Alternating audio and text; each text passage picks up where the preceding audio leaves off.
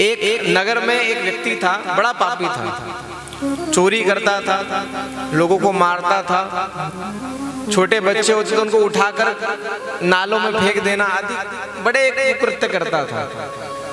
एक बार बड़ा मचलते हाथी जैसा वो जा रहा था नगर में भ्रमण करते करते, तभी सामने से एक संत आए।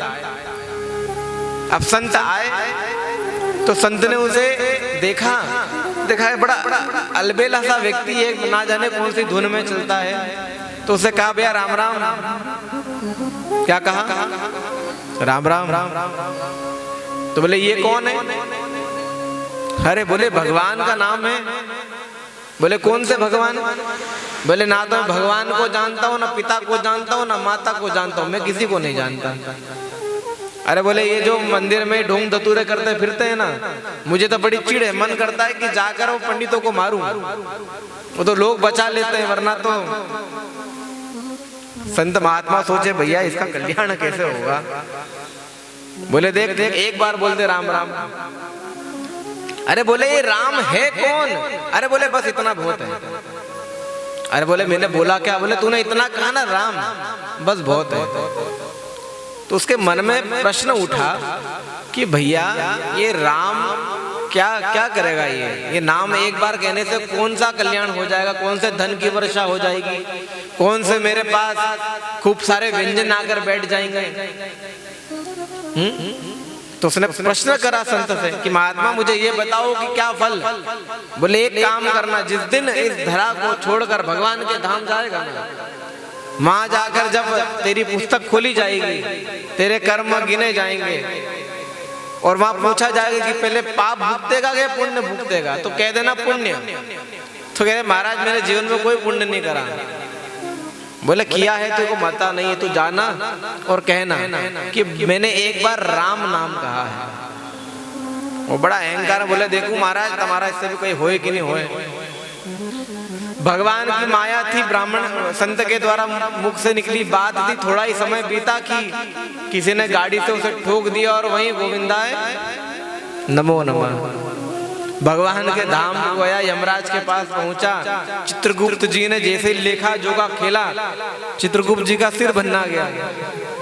बोले महाराज पुण्य तो कहीं नहीं, पाप ही पाप की गिनतियां लिखी पड़ी है, क्या करूं?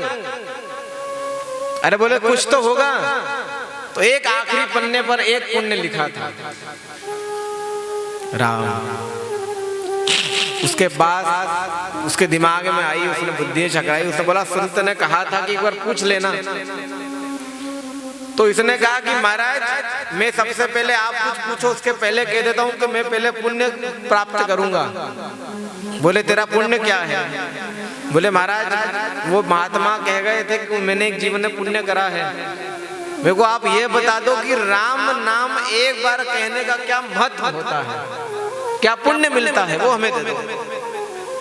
बोले मैंने कुछ करा तो है ही नहीं, सिर्फ एक ही काम करा है। बोले वो पुण्य दे दो। बोले ठीक है। यमराज जी चित्रगुप्त से पूछे, चित्रगुप्त जी यमराज से पूछे कि महाराज एक बार राम नाम लेने का क्या फल? एक सेवफल तोड़ के लाके दे दूं, क्या करूं? कि स्वर्ग में रखा पारिजात का पुष्प लाके इसको दे दूं कि हाँ ले हो गया काम, जा। संशय। तो बोले क्या किया जाए? तो बोले जो सबसे ज्यादा नाम लेते हैं और जो भगवान को जानते, जिनका ये नाम उनको जानते, उनके पास चलो। तो यमराज जी और चित्रगुप्त जी ब्रह्मा जी के पास जाने के बोले आप कहाँ जा रहे हैं मुझे अकेले छोड़कर? तो यमराज जी कहने लगे भैया पहले पता तो करें। तो बोले नहीं मैं भी चलूंगा। तो उन्होंने कहा भाई चल।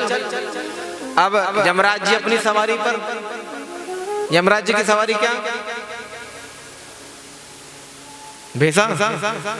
उनका मोटरसाइकिल वही एक्टिवा, वो अपनी एक्टिवा में बैठे, चित्रगुप्त जी साथ में। अब वो कहे महाराज मैं पैदल नहीं चलूं। तो बोले फिर? बोले मेरे लिए 4 सेवक बुलाओ, एक सिंहासन बुलवाओ, उस पर बैठ कर जाऊंगा, डोली पे बैठ कर। बोले चल ठीक है, तेरी ये इच्छा है तो बैठ। बिठाया, लेकर गए।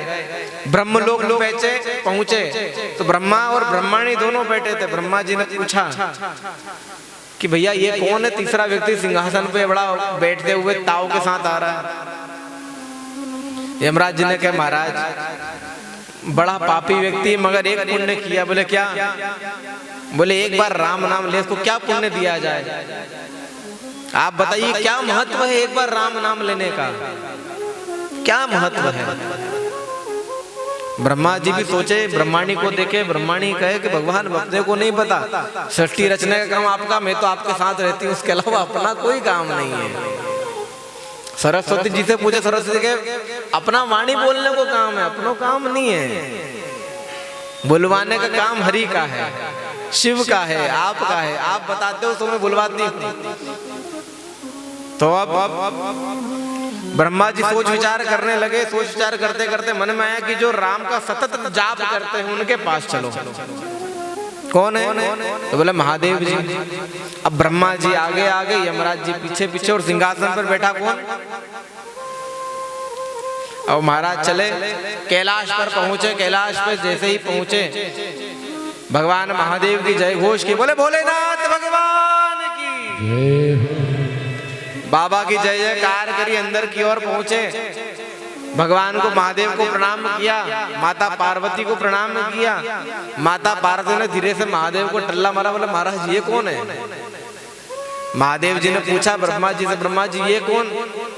ब्रह्मा जी बोले यमराज जी से पूछो। यमराज जी के महाराज क्या बताएं, बड़े पाप कर कर आया है, एक पुण्य है कि इसने एक बार राम नाम लिया। अब आप ये बताइए कि एक बार राम नाम लेने का क्या फल है, क्या मिलेगा इससे?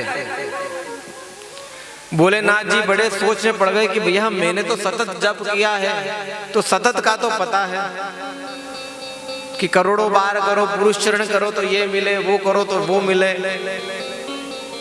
मगर एक बार नाम, इसका क्या फल हो सकता है?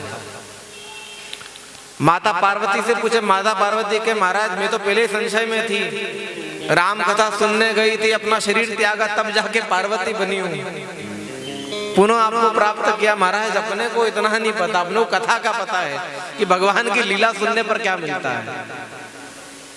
तो महाराज संशय तो है। तो महादेव जी कहे भैया अब जिसका नाम है उनके पास चलते हैं।